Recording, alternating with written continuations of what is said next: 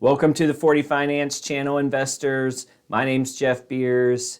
Today we're going to use a stock screener and kind of comb through the NASDAQ and try to look at what is the best value stock on the NASDAQ right now. These are big cap companies. We're going to keep it to mega cap and large cap.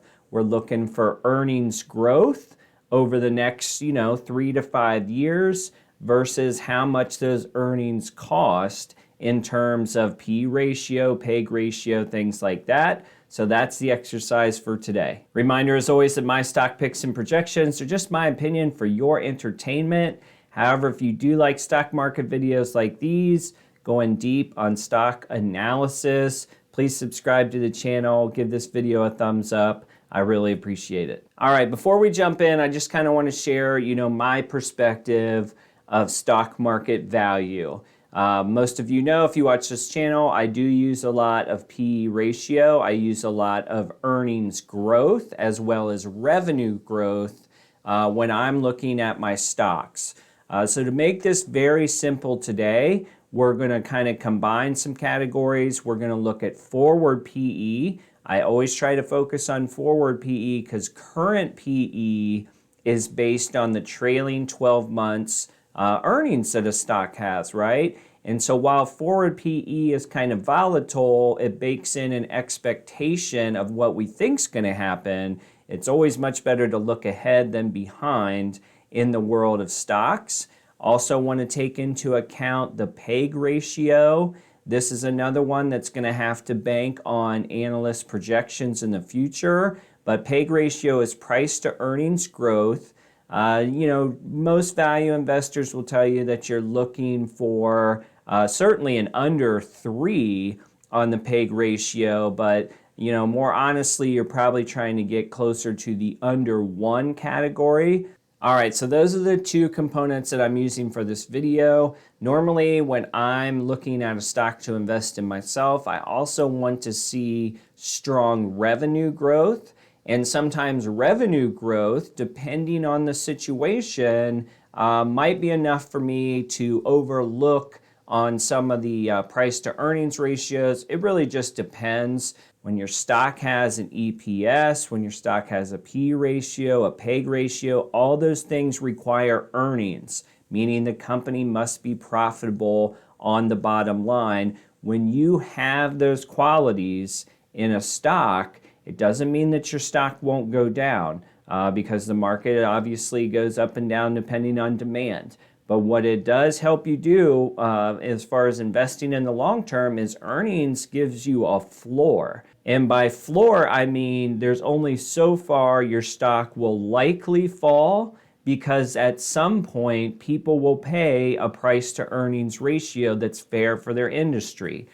So that's why I'm always trying to focus first on EPS. Can we find companies that are growing their EPS and their revenue over the next 3 years, and how much are we having to pay for those metrics? So that's kind of the game as I see it. I'm not a traditional value investor because some value investors have very, very strict guidelines.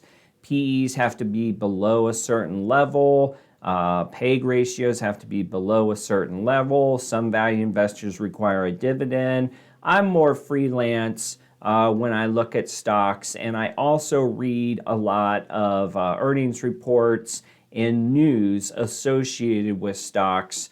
Since I do focus primarily in sort of technology consumer, there's usually a lot of news surrounding the names that I'm interested in. So I try to also make that gut feel of, hey, is the product or services companies providing, will we want more of that in the future or will we want less of that? So hopefully this is a good background. Let's jump into the screener. All right, for today, we're going to use FinViz for our stock screener. It's a little bit more robust than Yahoo. It's also a little bit of an eye chart, so it's not something I usually use on this channel because it's hard to see on the screen. Try to make it as easy as possible as we go on here. FinViz is a free tool. I think if you register, I have an account, I log into the website, but I don't pay any money. So if you register, you get access to, I don't know, 20% more. But then if you pay somewhere in the neighborhood of $25, $30 a month, then you can like export your screen, stuff like that. As you guys know, I stick to TipRanks. I also use Yahoo Finance Premium, Seeking Alpha. Those are my main tools. For today's video though, we're going straight off numbers, so that makes FinViz sort of valuable. We don't need any of the ancillary opinions or news items. All right, just highlighting my filters so that you guys know we're looking only at NASDAQ. We want a market cap, large market cap, which would include mega and large. So large market cap. Analyst target price, I'm just saying analysts expect the stock to go up, right? We want the stock to appreciate, so we're not going to set any specifications there. We just want one that's projected to go up. Forward PE, I just want to see that the forward PE is profitable over 0. We're looking for profitable companies. They don't have to be profitable today, but they should certainly be profitable by next year, if not sooner. PEG ratio we talked about. It looks like I did under 3 for this. Again, if you want to be tight on value, you're probably going to want to start at under 2 or under 1. But we're going to do under 3 for right now. EPS growth this year, I want to see positive growth this year, especially coming off the COVID. Everybody should be making more money this year. If you're not going to make the screener.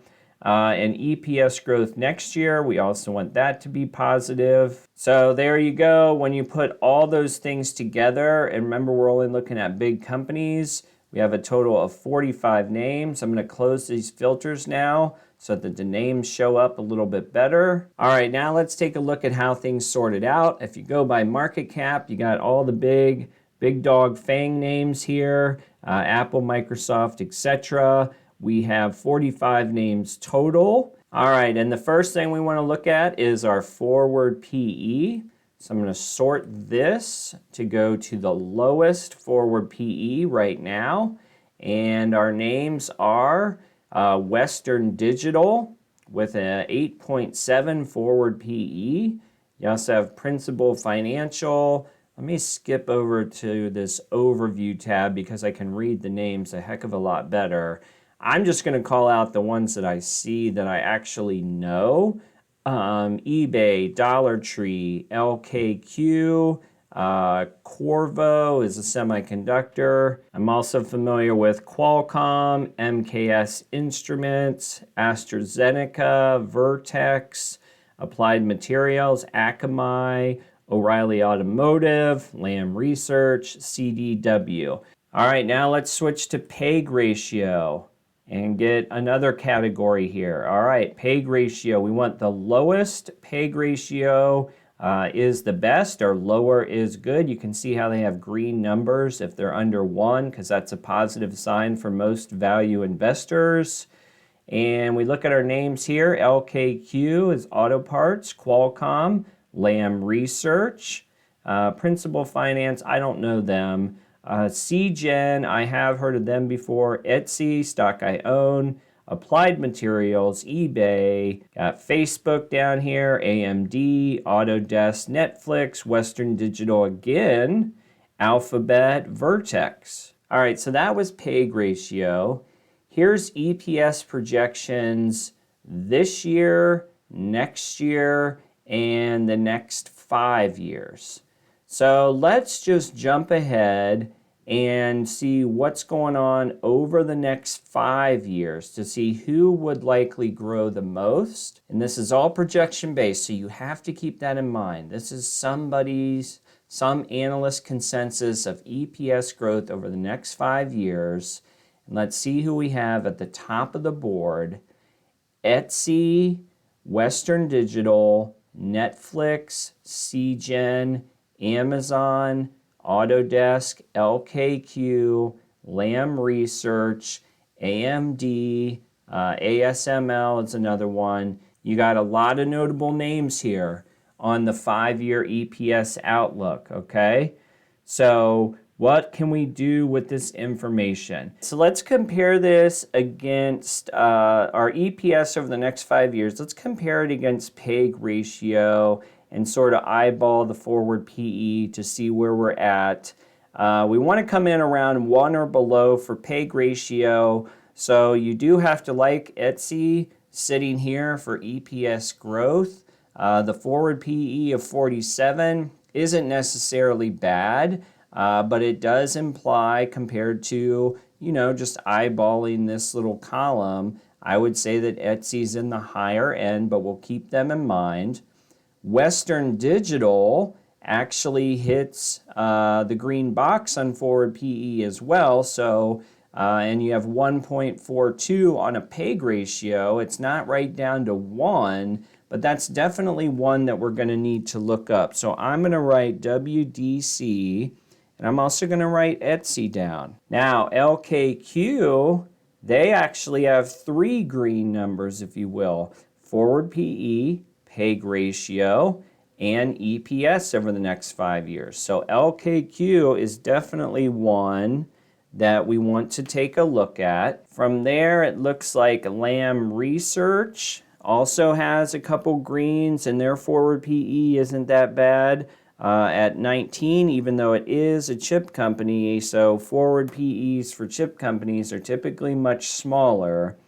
Then we also have Qualcomm in here that got, call it 2 out of 3 green check marks. So Qualcomm, and we could probably throw Seagen in. It's an interesting one because their forward PE is showing over 1,000, but today's PE is 41. And we have EPS growth of 100%,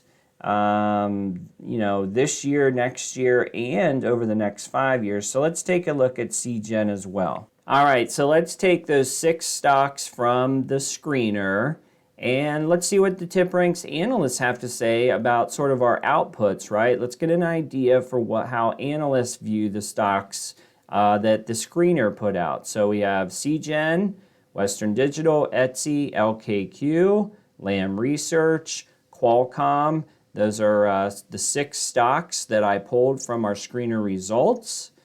Scroll down here a little bit.